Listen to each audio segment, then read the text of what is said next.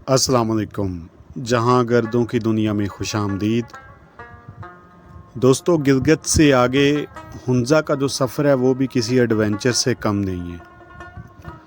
अभी हमने गिलगित सिटी में नहीं गए, बल्कि गिलगित सिटी को बाईपास करके आगे हुंज़ा की तरफ निकल आए हैं। क्योंकि मैंने पहले आपको बताया था कि एक रास्ता वो सीधा गिलगित सिटी के अंदर जाता है, वहाँ से भी हुंज़ा के लिए रोड निकलता है, लेकिन ये जो बाहर बाईपास से रोड निकलता है ये भी खंजराब हुंज़ा की तरफ निकलता है। तो हम इस रास्ते से आगे निकल आए।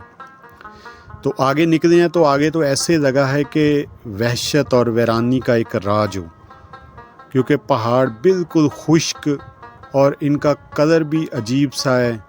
किसी का जगह जर्द कलर है, किसी जगह इनका ब्लैक है, और ऐसे लग रहे हैं कि जैसे पहाड़ आग बरसा रहे हों।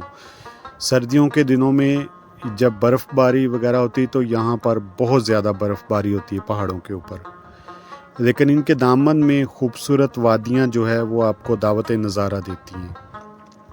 जो ही आप गिलगित से आगे निकलते हैं तो सड़क जो है वो बुलंदी की तरफ जाना शुरू हो जाती है, और गिलगित से थोड़ा आगे जाएं तो एक इलाका आता है जिसका नाम दनूर मोड़ कहते हैं। दनूर मोड़ से थोड़ा आगे आएं तो 26,660 फुट बुलंद बर्फ़पोश चोटी नागा पर्वत आपका इस्तकबाल करती है। खुश्क और चटियल पहाड़ों के दरमियान जब कोई भी बर्फ़पोश चोटी अपना सर उठाती है तो बहुत ही खूबसूरत मंज़र बनता है, और इसी खूबसूरती को समेटने के लिए दुनिया भर से सयाह हज़रात जो हैं वो गिलगित बिल्तिस्तान में खींचे चले आते हैं। इन पहाड़ों के दामन में फैलियाँ खूबसूरत वादियाँ जो हैं सयाहों की हमा वक्त मुंतज़र रहती हैं। यहाँ के लोग बहुत मेहमान नवाज हैं। जब भी आएँ तो इन लोगों के लिए कोई तोहफ़ा वगैरह ज़रूर लेके आएँ। यहाँ का मौसम जो है काफ़ी खुशगवार भी रहता है। गर्मियों में गर्मी होती है और ठीक ठाक गर्मी होती है, लेकिन सर्दियों में भी सख्त सर्दी होती है। रोड बहुत खूबसूरत है, मुकम्मल कारपेट रोड है, जहाँ पर किसी किस्म की आपको दिक्कत का सामना नहीं करना पड़ता। इस रास्ते में भी बेशुमार जगहों पे आपको टनल वगैरह और सुरंगें नज़र आएंगी।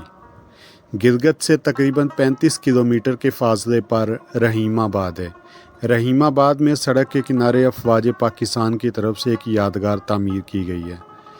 यहाँ पर शहर रेशम की तामीर के वक़्त जो इंजीनियर और कारकुन जाँ बहक हुए थे उनको खराज अकीदत पेश करने के लिए यादगार तामीर की गई है।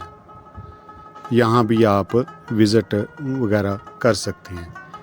तो अभी हम दोस्तों जोतल पहुँच चुके हैं। ये जोतल तकरीबन कोई 25 किलोमीटर आगे है। यहाँ पर सरसब्ज़ दरख्त हैं और अंगूरों की काफ़ी सारी बेलें हैं। तो हमने भी एक जगह मोटरसाइकिल अपनी जो है रोकी और अंगूरों की बेलों से, अभी अंगूर कच्चे थे, लुत्फ़अंदोज़ हुए। तो आइए ज़रा इनका हाल अहवाल देखते हैं। दोस्तों, इस वक्त हम जोतल के मुकाम पर हैं। ये गिलगित से तकरीबन कोई 25 किलोमीटर आगे जोतल शायरा रेशम पे एक काफ़ी बड़ा कस्बा है। और सबसे मुनफरद चीज़ आपको बताऊं, ये देखें, ये अंगूर है जी अंगूर है। अंगूर का दरख्त, अंगूर की तो बेल होती है। ये असल में बेल ही है, लेकिन चाचू बहुत बड़ी है इसलिए दरख्त नुमा फील हो रही है। हाँ, ये अंगूर की बेल है। अंगूर की बेल आई हुई है भाईजान। हम हुंज़ा के मुज़ाफ़ात में आ गए हैं। थोड़ी देर तक इंशाल्लाह हम हुंज़ा पहुंच रहे हैं। हमारे कुछ साथी पीछे रह गए हैं और उनका वेट कर रहे हैं। यहाँ से हम काफ़िला इंशाल्लाह इकट्ठा लेकर निकलेंगे। जोतल में हमने कुछ देर स्टे किया, अपनी गाड़ियों को रेस्ट दी, अंगूरों की बेल से लुत्फ़अंदोज़ हुए। लेकिन जिस तरह वो कहते हैं कि अंगूर खट्टे हैं, हमारा तो हाथ भी पहुंच रहा था अंगूरों को, लेकिन अंगूर वाकई खट्टे थे क्योंकि अभी कच्चे हैं। तो अभी 10, 15, 20 दिन इसमें रहते थे। इसके बाद हम अपनी अगली मंजिल की तरफ चल पड़े। जोतल से आगे जो है सिकंदराबाद, रहीमाबाद तकरीबन 9 किलोमीटर के फासले पर आता है। और रहीमाबाद से एक स्टॉप आता है गोरे, 9 किलोमीटर के फासले पर। और सिकंदराबाद, इसके बाद सिकंदराबाद आता है। और सिकंदराबाद गिलगित से 60 किलोमीटर के फासले पर है। और शायरा रेशम पर ये वो मकाम है, यहाँ पर 7,788 मीटर बुलंद राका पोशिका पहाड़ का पहला मंज़र आपको देखने को मिलेगा। यहाँ पर जोतल से लेकर आगे कुछ दूर तक जो है आसपास, चूँकि यहाँ पर आबादी है, दरख्त वगैरह इन्होंने लगाए हुए हैं, तो इस वजह से यहाँ पर आपको चारों तरफ सब्ज़ा ही सब्ज़ा नज़र आता है। लेकिन पहाड़ जो हैं ये मुकम्मल तौर पर गंजे हैं। गंजे से मुराद ये कि इन पर कोई दरख्त, कोई सब्ज़ा वगैरह नहीं है। यहाँ पर आपको ज़रूरियात ज़िंदगी का तमाम सामान मिल जाता है। गाड़ी को कोई मसला मसाइल हो तो वो भी आप ठीक यहाँ पर करवा सकते हैं। इसके अलावा यहाँ पर खुबानी के दरख्त भी हैं। तो अगर आपका खुबानी खाने को दिल कर रहा तो यहाँ के लोग बहुत मेहमान नवाज हैं। आप उनसे पूछ कर खुबानी, अंगूर, चेरी, जो भी चीज़ आपको फलदार दरख्त नज़र आए आप उनसे पूछ कर खा सकते हैं।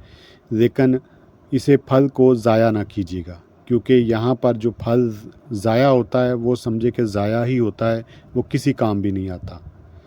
तो इसलिए फल जो हैं यहाँ पर, और इनको एक और चीज़ के धोने की भी ज़रूरत नहीं है, क्योंकि ये कुदरती तौर पर यहाँ पर फल जो हैं वो पैदा होते हैं। यहाँ पर हमें बताया गया था कि किसी किस्म की स्प्रे वगैरह इन पर नहीं की जाती, क्योंकि इनको माहौल कुदरती मिलता है। अभी ये पहाड़ के आप दामन में देखें कि ये आपको सरसब्ज़ एक दूर दूर तक फैली वादी नज़र आएगी। तो ये बहुत खूबसूरत मंज़र होता है कि ऊपर खुश्क और चटियल पहाड़ हों और नीचे सब्ज़ा हो। शायरा रेशम पर जगह जगह इस तरह की टनल वगैरह और सुरंगें आती हैं। ये लैंड स्लाइडिंग को रोकने के लिए बनाई जाती हैं। स्लाइडिंग एरिया भी यहाँ काफ़ी ज़्यादा हैं, लेकिन आम रूटीन पर ये सड़क सारा साल खुली रहती है। और इंतज़ामिया जो है काफ़ी मुतहरक है। अगर किसी जगह स्लाइडिंग हो जाए तो फ़ौरन उसको रिमूव किया जाता है। सरसब्ज़ हसीन वादियों की सरज़मीन हुंज़ा की तरफ हम रवां दवां हैं। हुंज़ा को अगर दुनिया में अगर कहते हैं कि जन्नत कहा जाए तो इसको कम ना होगा, क्योंकि हुंज़ा जो है बहुत ही खूबसूरत इलाका है। आगे आने वाली वीडियो में हम हुंज़ा के बारे में भी आपको बताएंगे। तो मैं अपने नए आने वाले दोस्तों से गुजारिश करता हूं कि वो मेरे इस मालूमाती चैनल को सब्सक्राइब कर दें, लाइक कर दें और घंटी के बटन को ज़रूर प्रेस करें। दोस्तों, आपको वीडियो कैसी लगी आप कमेंट करके लाजमी मुझे बताया करें। किसी इलाके का पूछना हो तो कमेंट करके मुझे वो भी पूछ लिया करें। इंशाल्लाह मेरे पास जो इन्फॉर्मेशन होगी वो आपके गोशगवार करूँगा। इसके अलावा यहाँ पर दरियाए सिंध जो है वो शायरा रेशम के साथ साथ बहता है। यहाँ पर मुख्तलिफ़ स्टॉप वगैरह और मुख्तलिफ़ इलाके को जाने वाली सड़कें जो हैं वो सयाहों की मुंतज़र होती हैं, मुख्तलिफ़ वादियों की। तो बेहतर तो यही है कि आप नवाही इलाके की तरफ जाएं, ताकि आपको इस इलाके की का सही और रवायती हुस्न जो है वो देखने को मिले। तो आइए खुबानी के बाग पर हमारी यलगार को देखते हैं। KKH पे सफ़र करते हुए रहीमाबाद पहुंच चुके हैं। यहाँ से हुंज़ा तकरीबन 65 किलोमीटर है।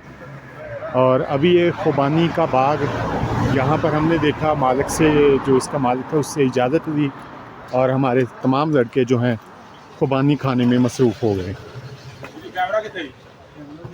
और ये देखें, ये मियाँ साहब की डायरेक्शन पे हमाद भाई दरख्त के ऊपर तशरीफ़ फरमाएँ और खुबानी उतार उतार कर फेंक रहे हैं। हालांकि नीचे से भी ये खुबानी तोड़ी जा सकती है, लेकिन तबीयत का फ़र्क होता है कि बच्चों की तबीयत कुछ इस तरीके से। तोड़ो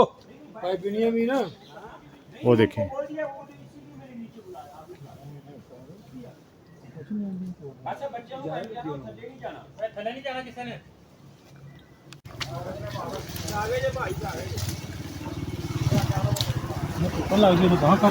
अब काके इधर आए बस एक जड़ा है ना ज़ाया नहीं करनी।